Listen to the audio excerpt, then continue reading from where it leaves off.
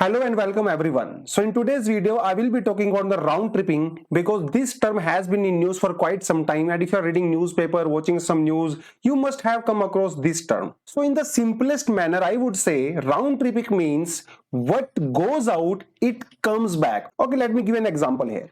You need to go from Delhi to Mumbai. You book a flight, you take your flight, you go from Delhi to Mumbai. In Mumbai, you stay for 1 week, and from the same flight from Mumbai, you come back to Delhi. This is also called a round trip. Let me give you a real life example here. So there is a shop called Samosa Shop number 1, and the owner of that shop is Mr. Raju.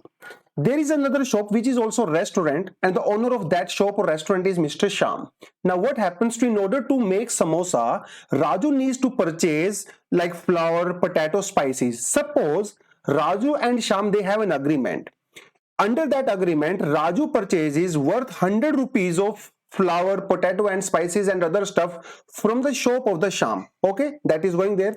So this stuff, flour, potato and spices, is actually moving from Sham towards Raju.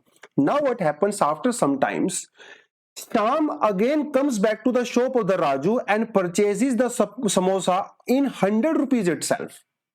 Now there is a transaction of 100 rupees from Sham to Raju and from Raju to Sham. This is also called round tripping. Why? What is happening? The amount which is 100 rupees, Raju is spending 100 rupees and Raju has a revenue of 100 rupees only. So there is no profit involved here. This is also called a round tripping, and this happens only when there is an agreement between Raju and Sham.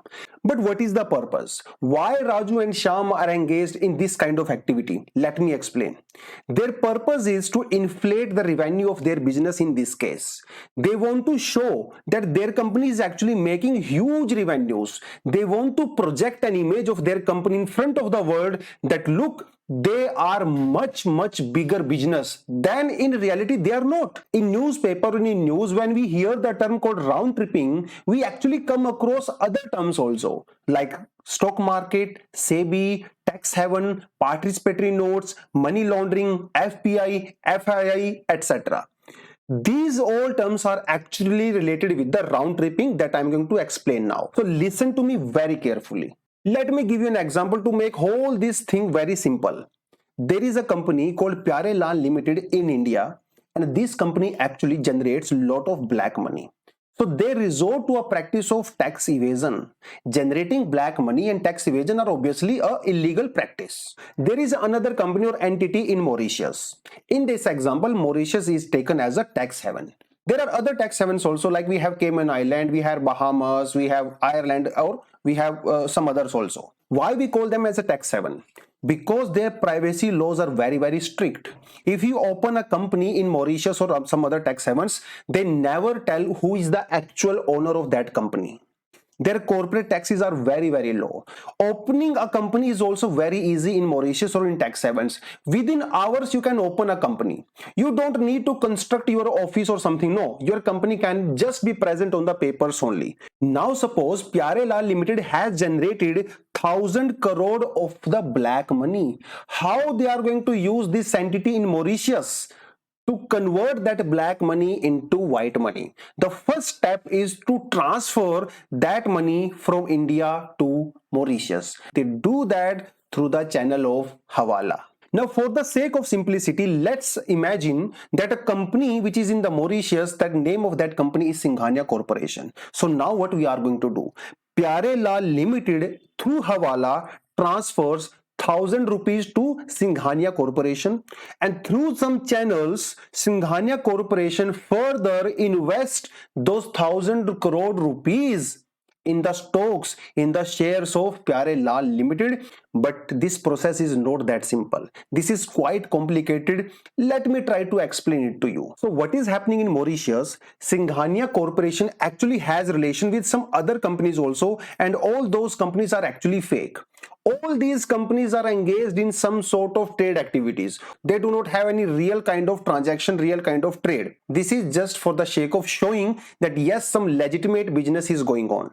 Now let's say example like America or Indian company, they wants to get the information of these companies. First of all, Mauritius government is not going to allow that. Second is, these companies are so layered into each other, nobody gets to know who are the real owner of these companies. As I have already explained, this Mauritius company Singhania Limited is going to invest that money in the Pyare Lal Limited. Now how does it happen? Let me give you a very simple example.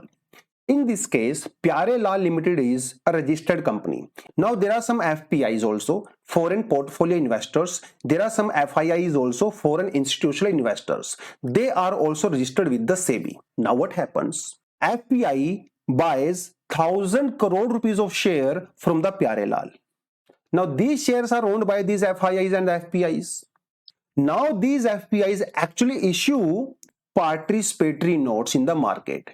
Now these participatory notes are actually purchased by Singhania Corporation or some other fake companies which were actually engaged with the Singhania corporations. That was actually the black money which was transferred through Hawala by the Pyare Lal Limited only. So they have 1,000 rupees which was a black money. Now through participatory notes, those 1,000 rupees are coming into the system within a channel which is regulated by SEBI, and it becomes a part of our stock market. So that black money which was generated is now actually converted into proper white money. This is how this Hawala system, participatory notes, they actually work. Participatory notes are actually allowed by the SEBI. We do not have very strict laws to know who actually owns the participatory notes. Participatory notes can be owned by some Dawood Ibrahim, some terrorist groups or something. We do not have very strict KYC rules.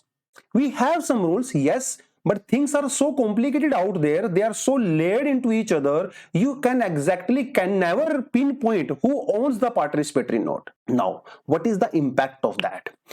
Black money comes back in the form of white money. That is one thing. Every time Singhania Corporation or some other companies, they buy the share of this Pyare Lal company, their shares actually goes up. Value of theirs actually goes up. Now, when share stocks go up, a normal investor like me, we are tricked. We think that there is a huge opportunity to make money if I buy the shares of this Pyare Lal company. So I am actually fooled by these fake transactions and this fake black money, and I invest in the shares of the Pyare Lal Limited. So what happens after some time when this bubble actually bursts? We lose our money. So this is how round tripping actually works. In a simple term, let me rewind. Pyare Lal Limited sends black money to Singhania Corporation. Singhania Corporation purchases the participatory note from the FPIs, and that money comes back in the form of white money again in India. This is how round tripping works. I hope you got the point. If you next video I'll be making on the Hawala, because if you understand Hawala, then it's better to understand how round tripping actually works. And if you have some other topics in your mind, you can suggest in the comment section. We'll be making video on that. Thank you very much. All the best. Jai Hind.